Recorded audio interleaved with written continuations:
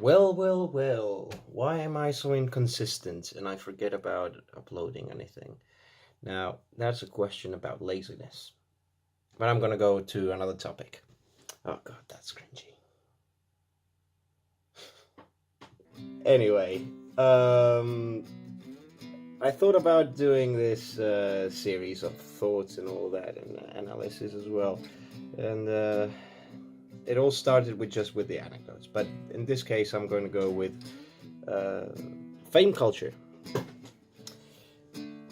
Why? Because it's an interesting topic there that is not discussed very often, but at the same time, everyone perceives it, everyone knows about it, but yet we tend to ignore the power that there is. And let's say that what is fame culture? Okay, so it's, let's say, a trend where the popularity of someone becomes power, and power attracts money. So in the USA, at least, for some reason, people that had no talents because they were controversial, all of a sudden they were getting all of this revenue, they were getting all of this money all of a sudden. And we always say money is power, but no, power is power. Oh well, actually, now that I think about it, Cersei said it to Littlefinger. It's true, but in this case it's about fame. So how do we put it on? How do we tag it as a fame culture? Well, I'd start with just saying it's just as our hero ideology, the hero theme. We've seen it everywhere, through all of our cultures. Every nation has its own hero. Every ideology has its own hero. Every religion. Let's say examples. William Wallace, Scotland, warrior hero for freedom. And another one for freedom, Che Guevara. But in this case, it wasn't nationalist, but more of a ideological movement.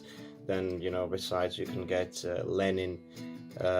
He was known not as a warrior, but as a ferocious leader, so to say, with the help of Stalin. Guy Fawkes, the hero of anarchism, although the only problem with it is that he was a Catholic. Tell me about it, Napoleon for the French, and the emperor. Julius Caesar, the first great Roman dictator that, due to his name, we would end up with the Caesars and the rest of the imperial line. Greece, Achilles, the untouchable warrior that died by, well, if you've read it, then it doesn't matter. The Cid in Spain, and Beowulf. I'm gonna stop saying examples because I think I'm gonna go over too many now. All right. So, and to wrap it up, I've been mentioning these Western culture heroes, but it works the same just for Asian cultures, which they do have a lot of warrior gods, so to say. Just realized it was actually a topic that I haven't really thought into words, so I had to have a smoke, so sorry. Continuing. All right, so how did we end up here? We have easy access to information, which is basically the key element, and everyone can say their opinion. Everyone can just state whatever they want, and that's the beauty of freedom of speech. But freedom of speech wasn't meant to be so absurdly abused. freedom of speech is based on, look, I've got a problem, this is what I think, and let's see if the problem is my own and I can solve it by myself, or hey, help me with this issue. And generally speaking, I believe that freedom of speech is basically an element of humanity, of expressing our own issues. And freedom of speech shouldn't have any limits, as, for example, humor. I believe that humor doesn't have any limits.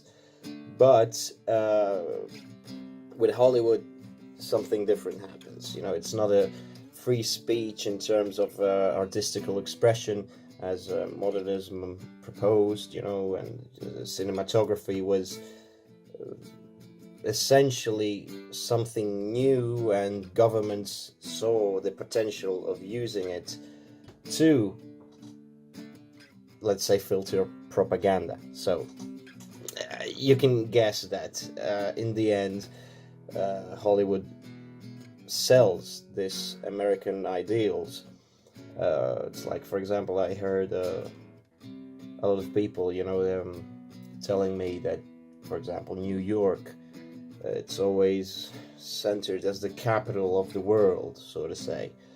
And in the end, when you end up there, it's just angry people and everything smells like piss. It's not that I have been to New York, I don't know, but it's just what I've been told. And as well, I've heard a lot about the white thing. It's like America is under attack, white people, our culture and blah blah blah. It's like, look, anyway we are 10% of the population, white people, and making me, for example, I'm another minority, but I will never be seen as a minority just because I'm black. Sorry. I mean, white. God. So we end up having a lot of opinions, and this widestream media has basically the means to get the message on TV and publicity and in the movies. When every time when you see the American flag in a movie, they are being those movies are being subsidized by the government because the American flag is there. And it's funny how, for example, in Spain, if you put a flag in your balcony or in your yard, you're immediately seen as a fascist, and it's actually quite true, because these people tend to be extremely nationalistic and xenophobic. But if it's funny how, if you do it in that's in Europe, but it's funny how you do it in America, where patriotism is on such a psychological level. It's so embedded inside, and not only because of the education system, but as well because of movies and TV. TV is selling propaganda all the time. So here we go again with the hero theme. Movies show us always some sort of hero. And even though when we get a criticism towards America itself, America ends up being quite cool anyway.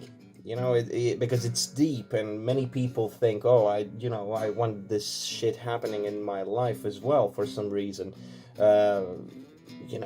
This crazy autodestructive behaviors where they think that they can catch the American dream, and they don't realize, as George Carlin said, you have to be asleep to believe in it.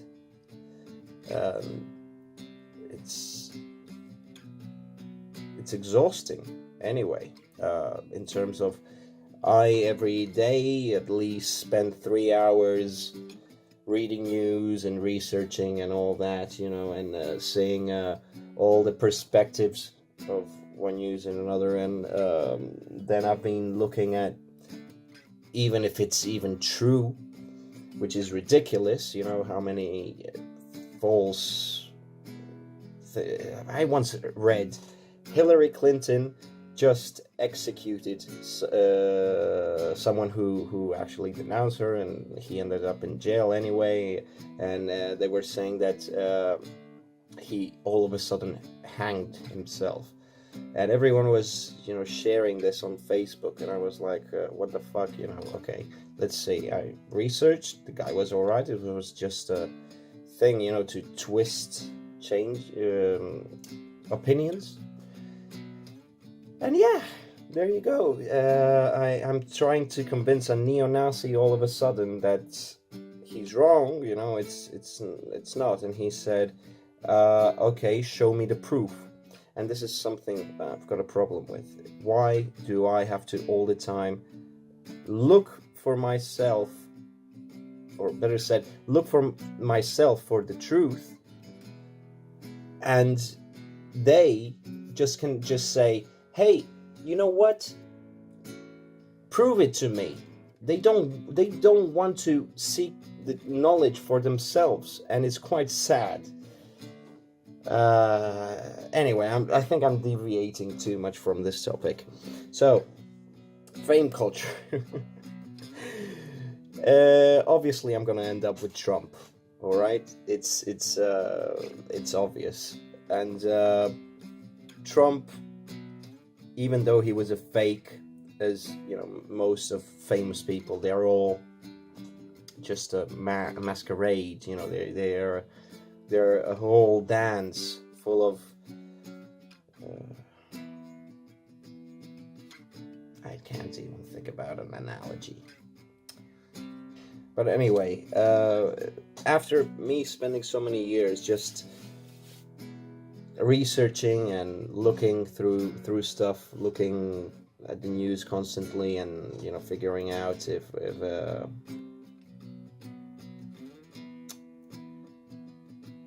anything would happen, it just ends up being like a Walking Dead episode, where they give an episode to a character, a lot of screen time, and all of a sudden you realize, oh, this guy is gonna die because they've been doing this for so long. So politics end up being all the time the same. And when I see people just going for the heart and going for unsubstantial, let's say, details, then okay, I doubt definitely about it. And in the end, they always betray themselves. Time always shows them wrong.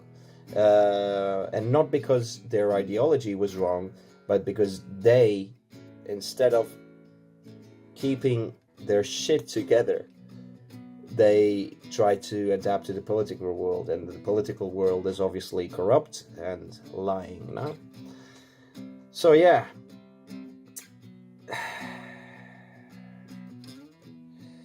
Trump. He's basically this guy, that pretends to be popular, and because he wishes it so much, he actually is. I remember, when I was in high school, there was this fat kid, and he there was some bullying, towards fat kids. So he understood that in order to survive, he had to bring a bag of these, they were like mini watermelons, but they were actually gum. And those were the best gums we had, and still have, I guess. And this guy, every single morning, he would bring this, and he would go to the cool kids and start distributing. If you weren't a cool kid, doesn't matter, you could go there and ask for one, and he wouldn't say no. But in the end, thanks to that strategy, he ended up being one of the superior bullies. And he was weak, and he was fat, and there were a million reasons to make fun of him, and not saying just because he's fat and all that, but it's because he used the strategy of making fun of the ones that are opposite of you. And I never made fun of him, and yet he would constantly harass me because I was thin. And that was a bit of a nonsense. Like, I'm more likely to survive more years than you.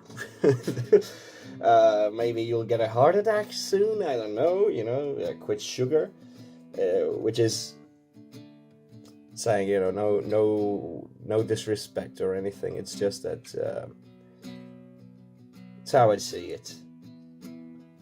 And I just tend to not to judge. And if I don't judge, I tend to be bullied anyway.